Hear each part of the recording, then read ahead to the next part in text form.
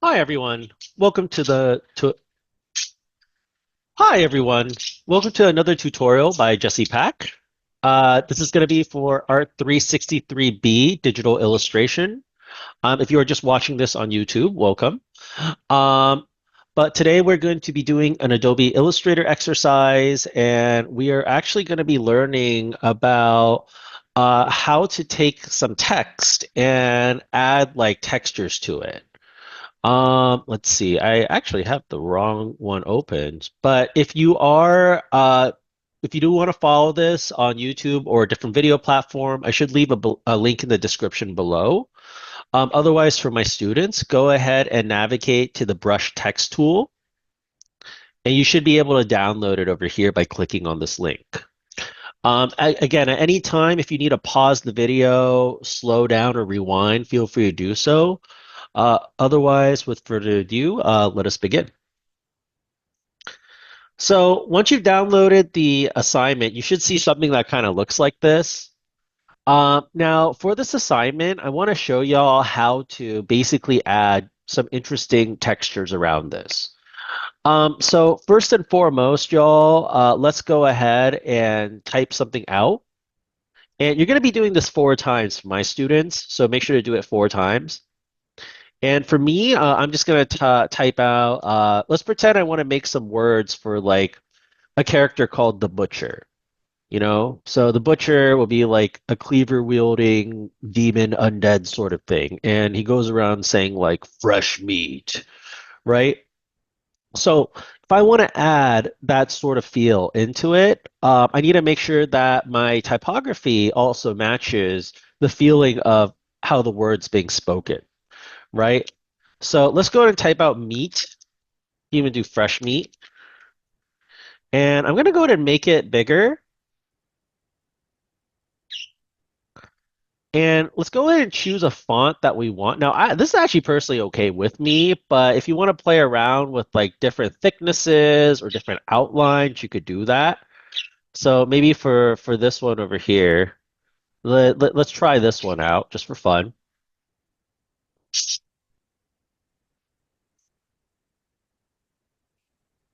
And once you have like your text written out, what you're going to do is, and again, feel free to pause the video if you want to write out like all your text and stuff too. But once you're done with this, you're going to click on this and you're going to go to Object and then you're going to go to Expand. Now, before you do that, Expand will basically take whatever we have. Sometimes it's going to be, what is it? Like a trace over something. Sometimes it's going to be text, kind of like this.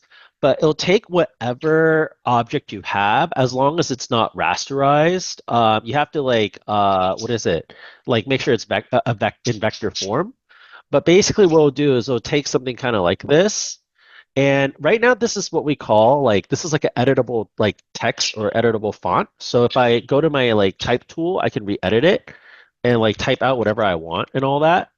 But if I want to go in and I want to like adjust the anchor points to this and turn these into shapes, I can go to Object and Expand.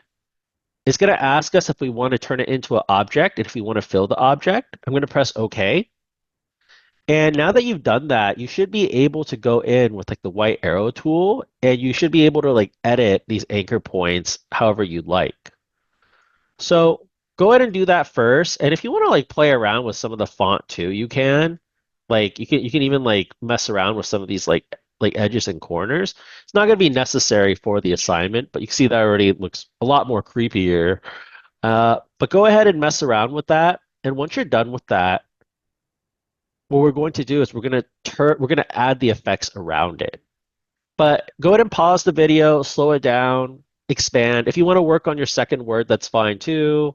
Like maybe for my second one, we'll do let's try this one. This is like a very interesting one to try.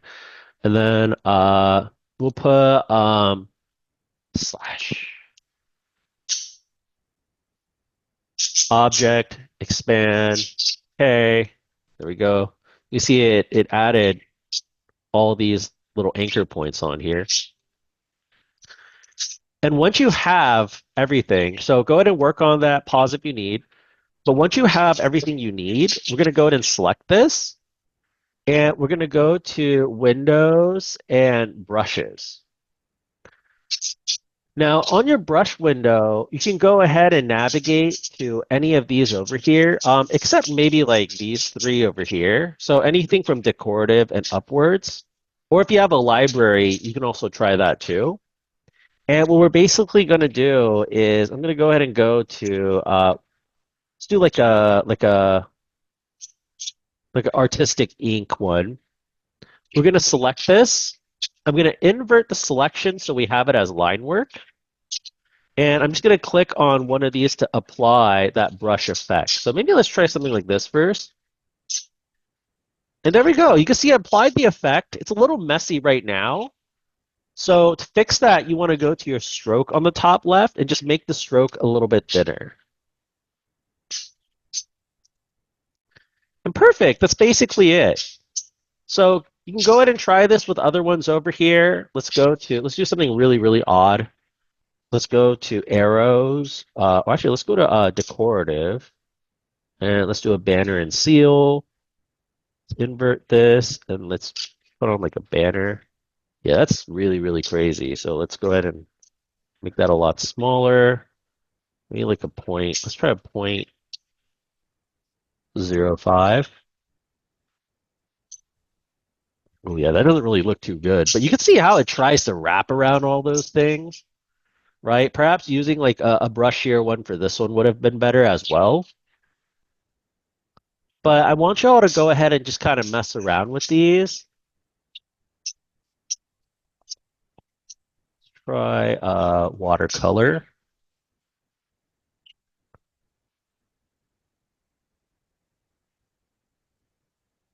Oh, you can see that gives a totally different effect now. So that could be kind of cool, right?